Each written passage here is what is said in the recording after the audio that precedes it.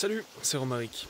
Dans cette vidéo, je vais te parler du malaise et t'exposer une théorie selon laquelle tous les problèmes du monde sont liés au malaise. Enfin, au malaise, euh, mais surtout, en fait, et je pense même là le vrai sujet de la vidéo, au fait que ça soit difficilement reconnu en fait. Le fait que ça soit comme une vérité, qu'il faudrait tous cacher, le fait qu'on soit tous plus ou moins un peu déprimés, tu vois. Le fait qu'on cherche euh, plus ou moins tous la motivation de se lever tous les matins, tu vois. C'est pas parce que il y a des jours, voire la plupart des jours, pour certaines personnes, où on se pose pas la question que le malaise disparaît. Donc j'aimais la théorie selon laquelle euh, tout le monde a ce malaise existentiel et la majorité des gens le cachent. En fait, c'est une bonne chose, on va dire, de le cacher dans la mesure où si on parlait tout le temps du malaise, on lui donnerait encore plus d'existence. Donc, à force de parler du malaise, tu crées le malaise, tu te focalises dessus et c'est de plus en plus difficile d'en détourner le regard. Donc d'une certaine manière, c'est une bonne chose. Par contre,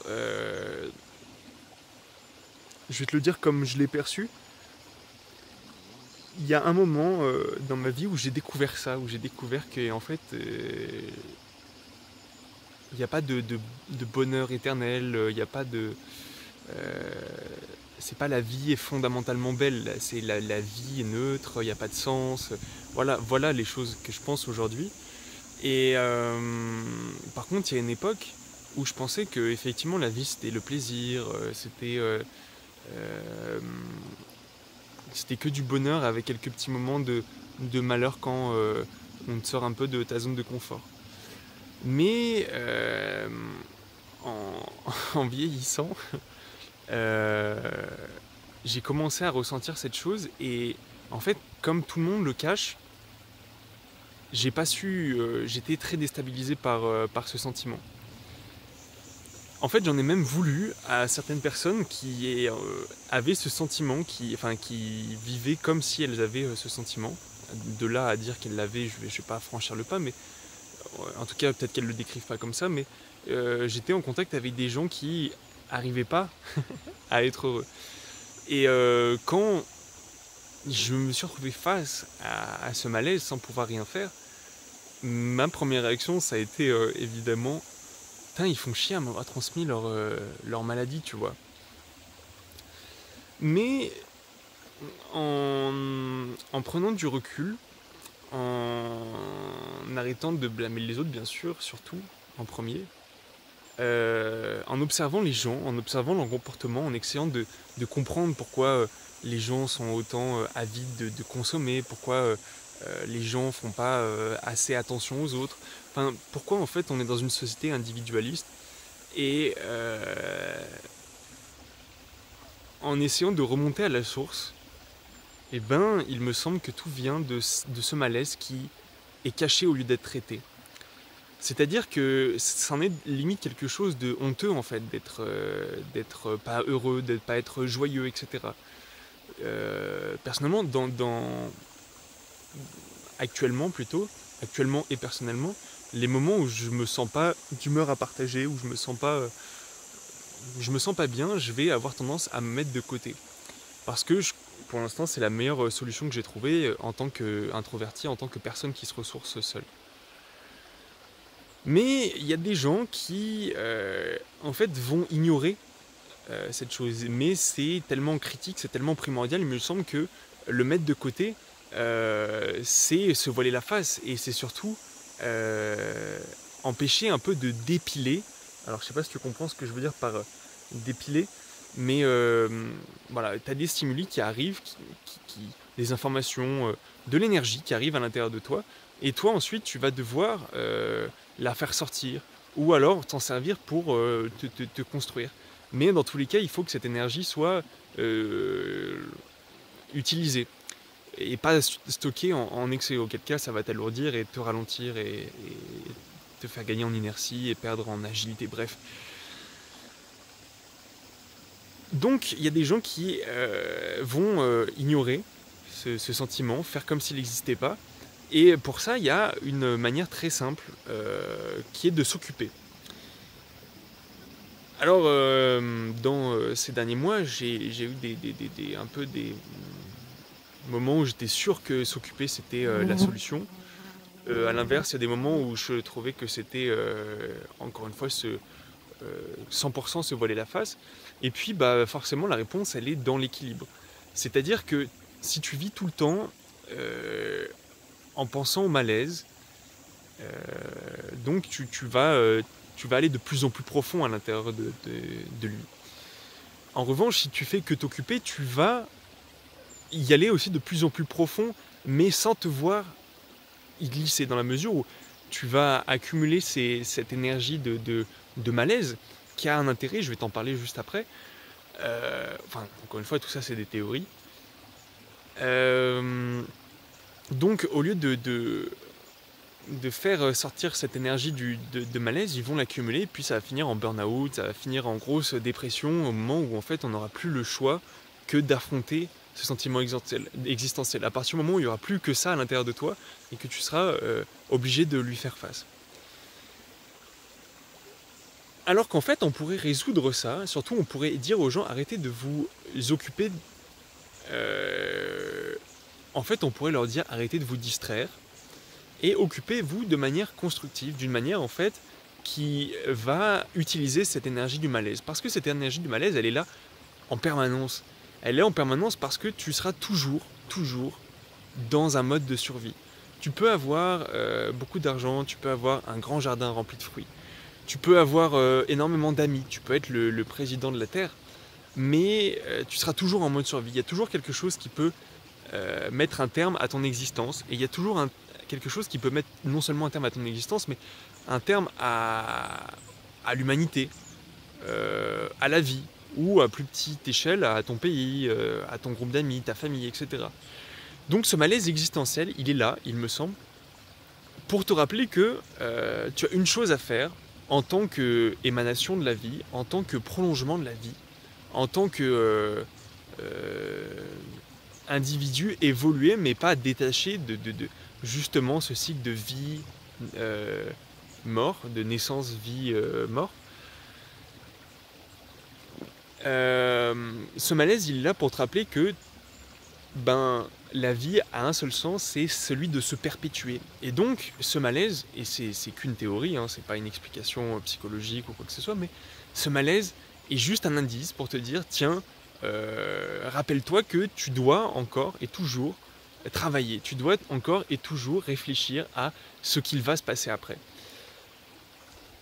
Et tu te rendras compte que ça ne prend pas toute la journée en fait de régler ça, que ce soit parce que tu es en ville et que du coup ton inconscient est conscient que c'est pas une situation stable, ou bref, en gros il y a plein d'éléments qui font que ta survie se réveille, ta survie n'est pas achevée. Et quand bien même tu aurais subvenu à tous tes besoins primaux, eh bien tu n'es pas à l'abri qu'une astéroïde tombe sur la Terre, tu n'es pas à l'abri qu'un microbe sorte du permafrost en Sibérie et décime la totalité de la population terrestre, et voire même de toute la vie sur Terre, etc. Donc ça serait des milliards d'années d'évolution qui seraient perdues.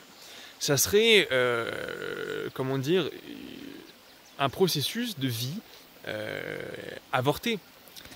Voilà, donc il y a toujours cet aspect, d'une part il y a des choses à faire pour s'occuper, mais surtout il y a des choses à faire pour se sentir mieux, pour se sentir moins inquiet. Parce que ce malaise, voilà, c'est aussi donc une stagnation, comme un conflit à l'intérieur de toi qui te dirait, là tu prends un peu trop de bon temps et tu penses pas assez à ta survie. Et en fait, ce malaise, cet état de fait, une fois que tu l'as accepté, tu vas te rendre compte que ça ne prend pas tant de temps que ça de le faire disparaître, de t'occuper de manière constructive, parce que si tu fais que te divertir, tu le repousses. Et au moment où tu sors du divertissement, au moment où tu sors de l'occupation, eh ben, tu te sens pas mieux. Alors que, excuse-moi, je me suis coupé avec une scie et je regardais l'appeler, c'était pas très joli. Alors que quand tu vas passer du temps justement à subvenir à tes besoins, quand tu vas te projeter un peu dans le futur pour être moins inquiet, parce que quand tu es inquiet du futur, quand justement tu te rappelles que tu as la survie à faire, tu as plusieurs mentalités. Soit tu te dis c'est foutu, etc. Soit tu te dis voilà le pire et voilà comment je pourrais l'éviter. Et travailler déjà un petit peu dans cette direction te fait te sentir mieux, te fait te sortir du malaise, donc te fait sortir de ces boucles mentales, de ces motifs qui te replongent à l'intérieur. Parce que un des mauvais côtés du malaise, de la dépression, c'est en fait de se voir, de ne pas sortir des cycles mentaux qui t'y enferment. Donc s'occuper, faire des choses, c'est déjà un premier pas pour sortir du malaise. Et puis, surtout dans cette occupation constructive, si elle est effectivement constructive, c'est-à-dire qu'elle est à la fois mentale, où elle te satisfait, et à la fois physique, où elle te pousse à la limite, donc là où ça travaille, là où tu vas créer du muscle, là où tu vas en fait t'adapter, tu vas créer de la bonne fatigue. Et juste par rapport à l'adaptation, en fait, c'est peut-être ça la solution pour sortir du malaise. La solution, ça serait en fait de toujours, d'une part, être au moins neutre vis-à-vis de son corps, de le voir pas stagner, et de son esprit continuer à apprendre, continuer à le développer, continuer à le rendre apte à s'adapter. Et puis, autre aspect intéressant, donc, c'est que tu crées une belle fatigue, et que cette belle fatigue, cette satisfaction d'avoir fait des choses, elle te fait te sentir bien. Elle te fait te sentir bien, et puis surtout quand tu vas te retrouver dans ton lit, tu vas tomber de fatigue tout de suite, tu vas pas te poser cette question. Alors, j'ai dit qu'il faut trouver un équilibre entre s'occuper et prendre du bon temps, parce que si tu fais que t'occuper, tu vas trop te fatiguer, tu vas pas avoir le temps. Tu sais que dans les séances de musculation, il faut pas en faire tous les jours, parce que tes muscles récupèrent d'un jour sur l'autre. Le temps qu'ils se construisent, qu'ils s'adaptent, qu'ils prennent un peu de masse, comme toutes les choses, de tous les aspects de ta vie en fait. À partir du moment où tu crées du travail, il faut un peu de temps, même beaucoup de temps après, pour que le muscle, pour que la chose que tu as travaillée, en fait, récupère. C'est la même chose, et c'est d'autant plus vrai en fait dans un terrain, un jardin. Quand tu crées une perturbation dans un jardin, ça peut prendre un an, ça peut prendre des années pour se réadapter. Le jardin, c'est bien le bel exemple de remède pour sortir du malaise à mes yeux, puisque tu vas te fatiguer physiquement. Là, moi, je suis claqué, hein. J'ai passé 4 heures à bouger des pierres et à mettre de la paille par terre. Et donc là, je suis bien. Je vais faire une petite sieste. Je pense pas au malaise. C'est vrai que quand je viens sur mon terrain, j'ai un peu des restes de l'année dernière où je pense au malaise. J'ai toujours de cette appréhension. Et en fait, je me rends compte que quand je fais des choses, quand je sais ce que je viens y faire, quand je m'occupe et quand je vois que les choses progressent dans le futur, quand je me fatigue et que je rentre avec une bonne fatigue, le malaise disparaît, le malaise n'est plus là. Et même, il n'est plus là pour un jour, 2 jours, 3 jours, tu vois. C'est-à-dire que pour une demi-journée, j'abuse un peu, mais pour un jour ici, pour 2 jours, 3 jours, pour un week-end finalement ici, je m'offre une semaine où je me sens bien, une semaine où je peux travailler à des choses un peu moins stressantes, parce que des fois on est poussé par ce malaise, on ne sait plus quoi faire, et d'où l'intérêt de le dépiler, de s'occuper, de le faire sortir, d'utiliser cette énergie du malaise pour faire des choses. Cette énergie du malaise, elle est là. Et elle te dit, tu peux pas faire que du bon temps. Tu peux pas être tout le temps heureux. Ça n'existe pas, c'est pas possible. Donc il faut que tu, entre guillemets, choisisses la souffrance que tu t'imposes. Le sport, c'est bien. Le sport, c'est une belle souffrance, puisqu'après tu te sens fatigué sans te perturber ton intégrité mentale. Au contraire, puisque tu vas souvent avoir du temps pour réfléchir, etc. Mais le sport manque un peu de finalité, dans la mesure où tu utilises de l'énergie parce que tu en as trop et que tu sais pas quoi en faire. Alors qu'il y a plein de manières d'utiliser son énergie, ou au moins de pas en recevoir trop. Une solution aussi pour sortir du malaise, et je pense que toutes ces idées de jeûne, de se mettre un peu au vert, en font partie, c'est de réduire le nombre de stimuli qui rentrent pour éviter de la stagnation. Mais attention, ça ne veut pas dire que parce que tu réduis la quantité d'intrants, tu résous le problème de malaise. Hein, le malaise, il est toujours là naturellement. Donc ça veut juste dire que tu as moins d'énergie à dépenser pour en sortir, et aussi moins d'énergie à dépenser pour en fait te sortir durablement de la survie. Donc le fait de jeûner, ça peut être intéressant effectivement si tu dépenses peu d'énergie physique par exemple, même si faut pas oublier que ce n'est pas la majorité de la dépense d'énergie, c'est surtout le fait de te réchauffer et le fait de réfléchir qui consomme beaucoup de calories. Donc voilà, ne pas négliger son alimentation, même si ça peut être intéressant d'avoir l'estomac vide de temps en temps pour se rappeler d'une part que la survie n'est pas acquise, et puis surtout se rappeler que c'est plus agréable d'être léger que d'être lourd. Voilà. Mais donc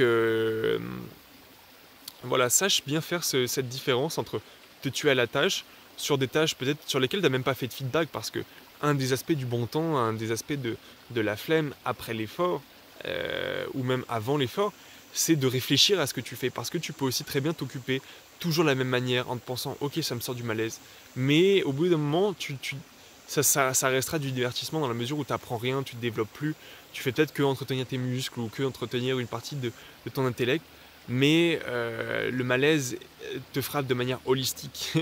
Il touche tous les aspects de ta vie, donc croire qu'en faisant du sport sans réfléchir à ta vie de manière générale, ou penser que te tuer au travail, ça va solutionner tous tes problèmes, c'est faux. C'est faux parce que le malaise, effectivement, il n'est pas que dans tes stimuli alimentaires, que dans tes stimuli émotionnels, il est aussi dans tous les aspects de ta vie. Tout ce qui compose ta vie alimente ou non ce malaise. En fait, tous les aspects de ta vie sont... comment dire, il y a un feedback inconscient qui est fait et qui va t'affecter par le biais, oui, de tes émotions. Et donc, il faut être à l'écoute de ces émotions qui viennent de l'intérieur de toi pour les résoudre, pour savoir ce qu'elles te disent. Et puis, en fait, en solutionnant, en réfléchissant de manière logique, en voyant ce qui pose problème, et en travaillant à résoudre ce problème, d'une part, tu vas te faire du bien à court terme, en utilisant ton énergie, en étant actif, et puis à long terme, en te créant un espace de plus en plus confortable. Il n'y a pas de mal. Au contraire, c'est l'objectif même de la vie, de se créer des environnements confortables, des environnements où elle n'a pas à réfléchir à la survie. Mais n'oublie jamais que même si tu te sens bien, même si matériellement tu es bien, même si émotionnellement tu es bien, sache que ce n'est jamais fini. Sache qu'il y a encore des années-lumière carrées, cubes, à remplir de vie, à remplir de conscience, et que tant que tout n'est pas intégré dans une entité consciente d'elle-même, eh bien, voilà, on n'est pas sorti de la survie, on n'est pas à l'abri d'un accident, on n'est pas à l'abri de quelque chose d'extérieur qui vient mettre un terme à notre existence. Donc voilà, il faut aussi des fois sortir de soi par rapport au malaise pour se sentir mieux. Donc je t'invite des fois aussi à regarder bien plus loin dans l'absolu en se disant mais comment on va remplir l'univers. Tu vois, ça peut être une belle occupation pour sortir du malaise. Et puis entre comment on va occuper l'univers et comment je me sors du malaise, il y a toute une palette de choses très intéressantes à découvrir. Toute une palette de choses qui vont utiliser ta curiosité, ta créativité. En fait, le vrai jeu, c'est ça. Le vrai jeu, c'est de solutionner des choses et en jouant à un jeu qui te construit en même temps, donc la vie. Donc sortir de la survie, eh bien, tu es heureux, tu penses plus au malaise. Bref, c'était ma théorie. Je te souhaite une belle journée, une belle créativité et plein de solutions.